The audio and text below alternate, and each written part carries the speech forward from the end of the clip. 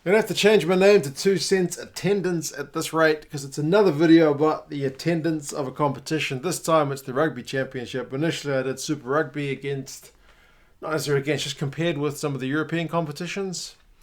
Then it was the Six Nations, and it's only fitting that we compare it to the Rugby Championship. It's probably going to make for pretty bad reading if you're comparing it to the Six Nations, which by all accounts is either the most well attended or it's up there with the most well attended competitions in the world in terms of just like the sheer difficulty to get a ticket in some situations. So yeah, I'll go through the Rugby Championship numbers. It is a little bit different from the Six Nations in that all the teams tend to rotate through different stadiums in their countries. They don't have a, like we play all our games at Twickenham kind of vibe. They play them at different stadiums. And also in Rugby World Cup years, they play half their number of games. So it's very much more fluid. It's not as stable. But either way, we'll be looking at the overall percentage of how full the stadium was, which will, I guess, give us a pretty decent picture. We'll start with the Aussies. We'll start from 2015 and work our way over to 2019. So in 2015, the Aussies played 2 games in Australia, one against South Africa at Suncorp, one against New Zealand at the ANZ Stadium in Sydney, the Olympic Stadium. And yeah, the overall attendance was 80%. So the New Zealand one was 88, the South African one was 72. Suncorp had 37,000 fans. And the one against New Zealand had 73, which is a fair few more, but that is a big stadium. And I guess one factor, and some of you guys can mention other factors, it was kind of one of the most interesting things about the Six Nations video I did is all the different factors that you guys mentioned as to why some countries or some areas may do better or worse than others. But there's a lot of expat Kiwis in Australia who will go to watch rugby in Australia, go watch the All Blacks play. Next year for them was 2016. The overall percentage was down a bit. It was at 72. That is a 72%. I'm just going to close that curtain because it is shining right in my eyes. There we go. That's a bit better. So 72%. A game again in Sydney, New Zealand, 65,000 for that one. So it was a dip. Suncorp against South Africa was 30,000, down from 36. And they played the Argentinians in Perth. And the overall percentage was 79. So the best percentage crowd, but in terms of numbers, 16,000. Smaller stadium only holds 20,000. So there you go. 2017 for the Aussies.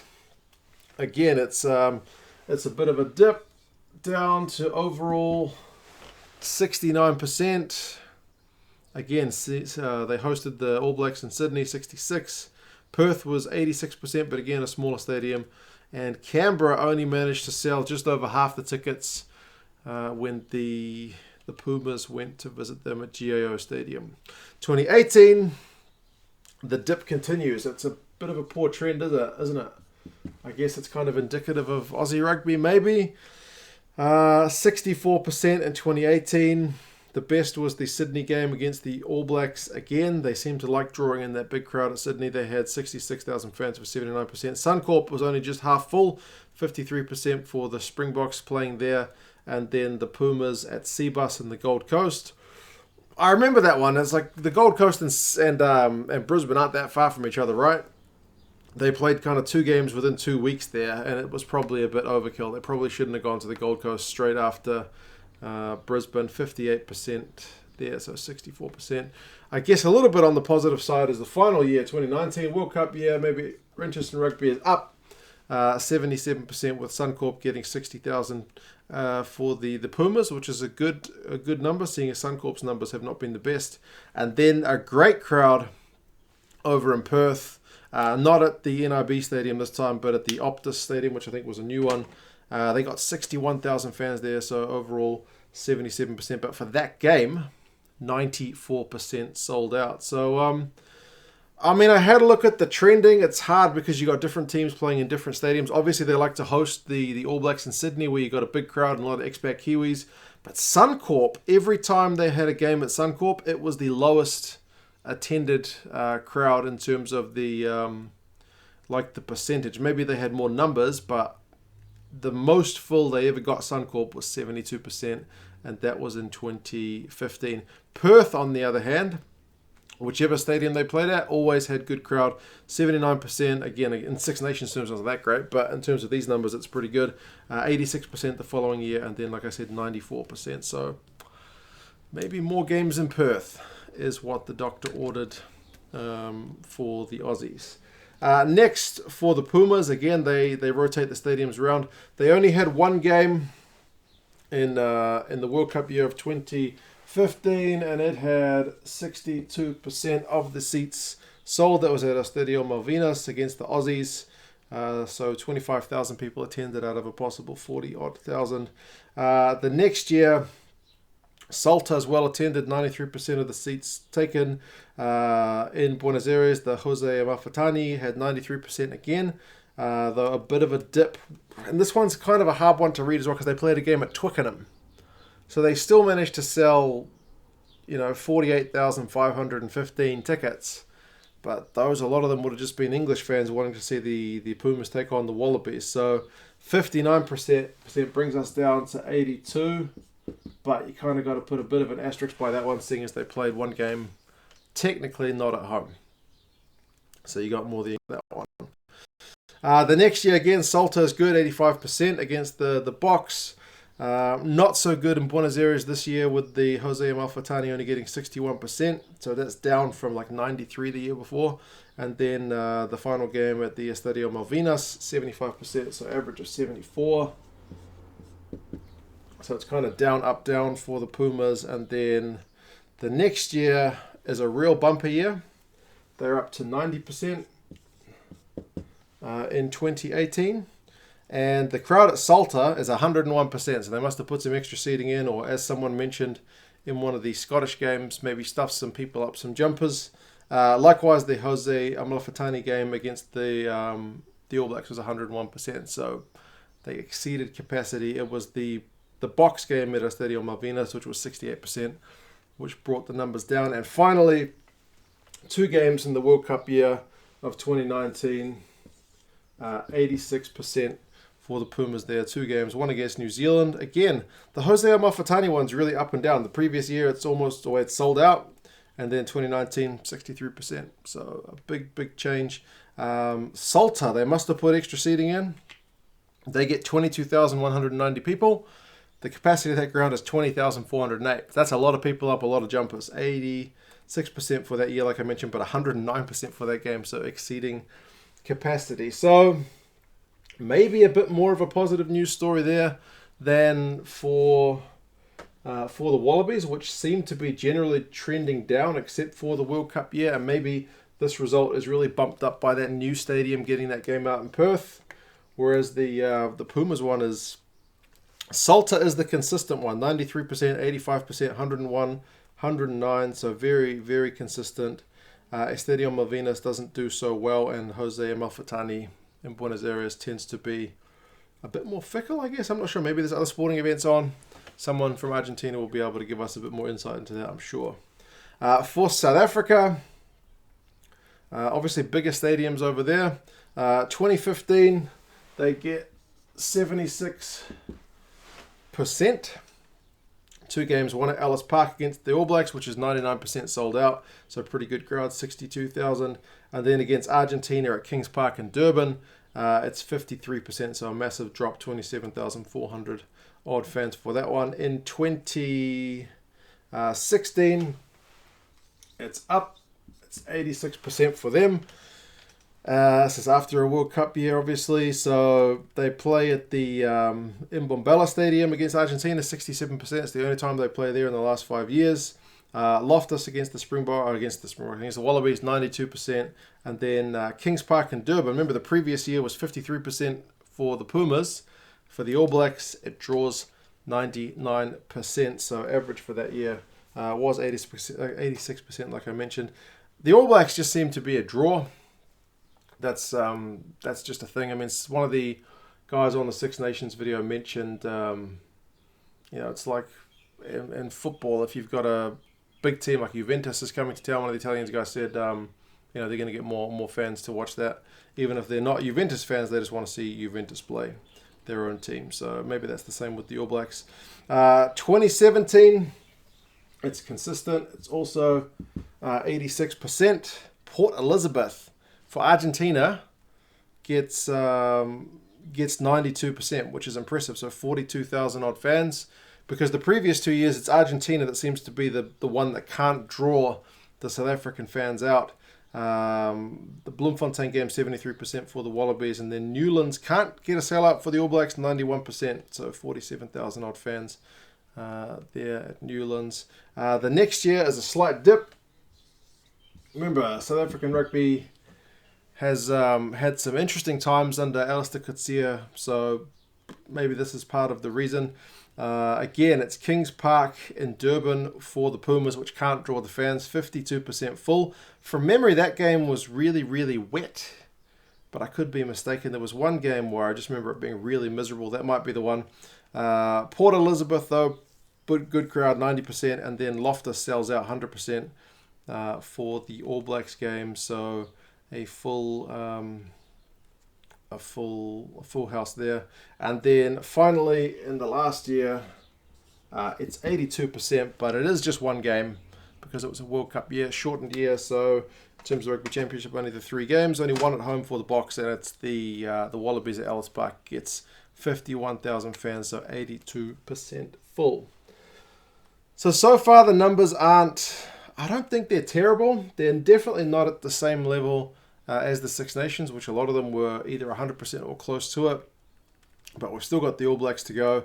2015, again, a World Cup year. They only host one game in New Zealand as part of the Rugby Championship. Remember, they usually play an extra game against the Wallabies outside the Rugby Championship. It's in Christchurch. It's 97% full. But it's a small ground, 18,000 capacity, 17,512 people attend. 2016, believe it or not, we exceed 100%. We get to 103%, and this is going to become a little bit of a theme for the New Zealand games, because if you've seen the Super Rugby video, I said our stadiums are too big, but for our internationals, sometimes I think the stadiums are a bit too small. So Wellington against the the Wallabies, they go 103% of capacity. They put on extra seating. The Pumas in Waikato, 91%. And then the Box travel to Christchurch. They get almost 21,000 fans to an 18,000 seater stadium. So again, additional seating bumps us up to 103%. 2017, you're at 98%, so not quite exceeding 100. The one in New Plymouth is only 87% for the Pumas, so that maybe brings it down a bit. Dunedin's 88% for the Wallabies. But then that Albany game, which the Springboks fans will remember, is at 120%, so that bumps it up. Again, additional seating. I mean, you could argue that you've got to find the number of the tickets that were available to truly calculate what the actual capacity was, but try find what the actual number of tickets available compared to the number of tickets sold was. You get what I mean. It's a general indication. 2018 that's another plus. It's 106%. Again, additional seating for the Nelson game. Now remember, Nelson, and I mentioned New Plymouth earlier, are generally not big centres compared to like the likes of Auckland, Wellington, Christchurch. But that is where they sent the Pumas, I think, with maybe the logic being they're not going to get as much of a crowd, so they'll send them to a smaller stadium where they don't usually get to host All Blacks games, so that they can ensure the fans get out there. Almost sell out for Eden Park against the Wallabies, almost 50,000. And likewise at Wellington, 99% sold. And then one game as part of the Rugby Championship in 2019, it's 102% for the Box in Wellington. Remember, that's the draw. So 35,213. Capacity is only 34,500. So New Zealand, in terms of the percentages, does very, very well. The All Blacks are a big draw abroad, and they're a big draw away. For the South Africans, I think they should put more games at Port Elizabeth, because 92 and 90% for them is pretty good, whereas they definitely shouldn't be putting the Pumas at Kings Park in Durban, because they generally only sell out half the tickets. So year by year, how does the Rugby Championship look? 2015, you're at 79%. 2016, you're at 86%. 2017, 82%. I can't write 8s to save my life. 85%. And then 2019, again, shortened season, 87%. So that's relatively consistent. It's not on a massive increase or a massive decline. It's a little bit concerning about the Aussie numbers, but it's not drastically poor. They've had a few blip games that have been quite bad. Obviously, if you're playing your national team, you want them to be getting better results than that. Maybe they need to move those All Blacks games around a bit more than just Sydney in terms of the overall capacity, but I'm sure they would rather sell 60,000 tickets to a 3/4 sold Sydney stadium than to get 20,000 in Perth or something like that. But definitely Perth was a bright side for them. Like I mentioned, Salta for Argentina was pretty good. I think their numbers are pretty good for a team which generally has got the wooden spoon in the Rugby Championship, so pretty solid. South Africa is very much a mixed bag. You get 90% here and there, and you get 50% there. So I think in terms of the percentages, they're among the lowest. But like I mentioned, big grounds. But then their volumes are pretty massive. And in New Zealand, generally smaller grounds, and generally selling out pretty well. So just to put that into context, like the average percentage sold from lowest to highest, Australia is 72 over the 5 years, Argentina is 79, then South Africa is 82, and New Zealand's at 101. So that makes New Zealand look like the best by far, right? But you look at the actual numbers, South Africa is your top one, easily. Average crowd, 42,547. Big numbers over there compared to the rest. Australia, despite having, in percentage terms, not the best, but in terms of the average number of people per game, 39,457. Then it's Argentina with 30,652. And New Zealand is kind of easily the last one, 28,828. So, yeah, it just depends which way you look at it. You can run the numbers to make, you can tell whatever story you want. But for me, for that, I guess it's not dire straits for the Rugby Championship. It's not as good as the Six Nations, but you can check out that video if you like. I will make probably one more video just to, I guess, directly compare what the average attendance was, which countries are doing the best, which countries are doing the worst, what are the average capacities and whatnot, and some of the insights which people have mentioned. I'm sure there'll be a lot on this video, and there were definitely a lot which I wasn't aware of prior to making that Six Nations video. But yeah, not as good as the Six Nations one. If you haven't seen that one, check it out. Their numbers are generally pretty good, but I don't think those numbers are terrible. They don't seem to be necessarily tracking in the wrong direction anyway. So fingers crossed the international game stays strong. Australia, we hope they can bump their numbers up going well. Maybe if results go their way, new management off the pitch and whatnot can get things sorted, then we'll see. But anyway, you guys let me know your thoughts. As I mentioned, if you think there's any potential trends as to why the games they are the way they are at certain grounds or at certain times of year and whatnot, do let me know. And yeah, I'll talk to you again soon. See you later.